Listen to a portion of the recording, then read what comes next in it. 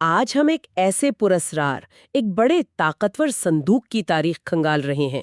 ایسا کہتے ہیں کہ وہ جسے مل جائے دنیا اس کے قدموں میں ہو۔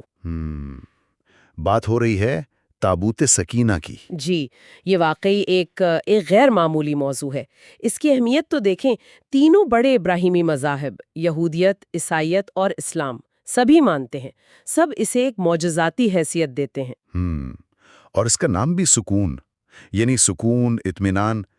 کہتے ہیں کہ یہ جہاں ہوتا تھا وہاں دلوں کو ایک ڈھارس سی ملتی تھی۔ انگریزی میں آرک آف دا کووننٹ کہتے ہیں۔ جی بالکل۔ تو آج ہم ذرا گہرائی میں دیکھیں گے، مطلب جو روایات ہیں ان سے کیا پتہ چلتا ہے کہ یہ کیا تھا، اس میں کیا چیزیں تھیں، اور یہ کیسے غائب ہو گیا۔ اچھا، تو اس کی ابتدا سے شروع کرتے ہیں۔ جو روایت زیادہ مشہور ہے وہ یہ کہ اس کا سفر حضرت آدم علیہ السلام سے شروع ہوتا ہے۔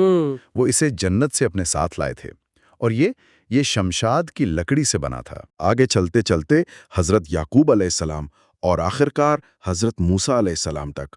تو اس طرح یہ بنی اسرائیل کی سب سے قیمتی، سب سے مقدس میراث بن گیا۔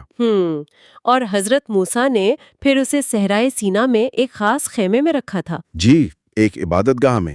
اور بعد میں پھر حضرت داؤد اور سلیمان علیہ السلام، انہوں نے اس کے لیے وہ عظیم الشان عبادت گاہ بنوائی، ہیکل سلیمانی۔ ہاں، یہ بات بھی تو حیران کرتی ہے کہ کہتے ہیں اسے جنات نے تعمیر کیا تھا۔ جی، یہ روایات بھی ملتی ہیں۔ اور پھر اسے ہیکل کے سب سے مقدس حصے میں رکھا گیا، جسے القدوس یعنی ہولی آف ہولیز کہتے ہیں۔ ٹھیک، اب اصل سوال یہ ہے کہ آخر اس صندوق میں تھا کیا؟ مطلب ایسی کیا خاص بات تھی کہ اتنی زیادہ اہمیت؟ ہاں، یہ اہم ہے۔ جو روایات ہیں وہ بتاتی ہیں کہ اس میں انبیاء کرام سے جڑی خاص چیزیں تھیں، تبرکات، جیسے تورات کی اصلی تختیوں کے کچھ ٹکڑے۔ اچھا۔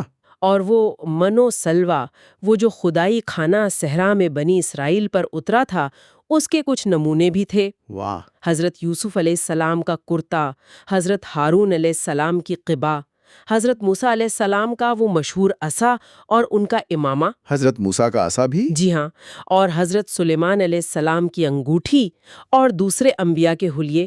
یعنی آپ سوچیں، یہ تو جیسے پوری پیغمبرانہ تاریخ کا خلاصہ ایک صندوق میں جمع ہو گیا تھا۔ یقیناً۔ اور شاید یہی وجہ ہے کہ بنی اسرائیل کے لیے یہ صرف ایک صندوق نہیں تھا۔ جنگ کے میدان میں جب وہ اسے سامنے رکھتے تھے تو کہتے ہیں ان کے دلوں میں ایک سکون سا اترتا تھا، ہمت بڑھتی تھی، دشمن کا خوف کم ہو جاتا تھا۔ یعنی یہ ان کی فتح کی، اللہ کی مدد کی ایک نشانی بن گیا تھا۔ جی، اور یہ بھی کہ اس کے وسیلے سے دعائیں قبول ہوتی تھی، مشکلیں ٹل جاتی تھیں۔ لیکن پھر کہانی میں ایک موڑ آتا ہے، جب بنی اسرائیل، وہ کہتے ہیں نا، گناہوں میں پڑ گئے، راہ راست سے بھٹک گئے۔ ہاں۔ تو ان پر قوم عمالقہ نے حملہ کیا، اور انہوں نے نہ صرف بستیاں تباہ کیں بلکہ یہ مقدس صندوق بھی چھین لیا۔ جی بالکل، اور صرف چھینا نہیں، اس کی بے حرمتی بھی کی۔ لیکن اس کا انجام ان کے لیے اچھا نہیں ہوا۔ ان پر طرح طرح کی آفتیں آنے لگیں، وبائیں پھیل گئیں، تباہی مچ گئی، شہر ویران ہونے لگے۔ اچھا۔ تب انہیں یہ احساس ہوا، یا شاید یقین ہو گیا، کہ یہ سب تابوت کی بے ادبی کی وجہ سے ہو رہا ہے۔ یہ تو بڑی عجیب بات ہے، یعنی صندوق کا اثر حملہ وروں پر الٹا پڑ گیا۔ روایت تو یہی بتاتی ہیں، وہ اتنے گھبرا گئے کہ انہوں نے صندوق کو ایک بیل گاڑی پر رکھا اور اسے بنی اسرائیل کے علاقے کی طرف ہانک دیا۔ اور یہ بھی کہا جاتا ہے کہ فرشتوں نے اسے حفاظت سے ان کے نبی حضرت شموئیل علیہ السلام تک پہنچایا۔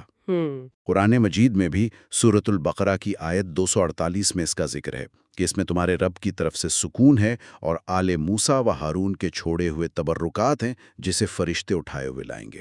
تو اس طرح ان کی کھوئی ہوئی نعمت، ان کا وقار واپس ملا۔ لیکن کیا بنی اسرائیل نے اس سے کوئی سبق سیکھا؟ افسوس کی بات ہے، شاید نہیں۔ تاریخ تو یہی بتاتی ہے کہ وہ پھر سے گناہوں میں، شرک میں مبتلا ہو گئے، جس کا نتیجہ یہ نکلا کہ بابل کا بادشاہ تھا بخت نصر، نبی چنظر، اس نے یروشلم پر حملہ کر دیا۔ اور اس نے شہر کو بالکل تباہ کر دیا، ہیکل سلیمانی کو آگ لگا دی اور لاکھوں یہودیوں کا قتل عام کیا۔ بہت بڑی تباہی تھی۔ اور خدشہ یہی ہے کہ اسی تباہی کے دوران تابوت سکینہ دوسری بار اور شاید آخری بار غائب ہو گیا۔ جی ہاں، بالکل۔ اور اس بار ایسا غائب ہوا کہ آج تک 1400 سال سے زیادہ ہو گئے، اس کا کوئی پکا سراغ نہیں ملا۔ آج بھی ہم دیکھتے ہیں یہودی ماہرین آثار قدیمہ وہ اس کی تلاش میں ہیں، خاص طور پہ یروشلم میں وہ ٹیمپل ماؤنٹ کے آس پاس، جسے وہ ہیکل سلیمانی کی جگہ مانتے ہیں۔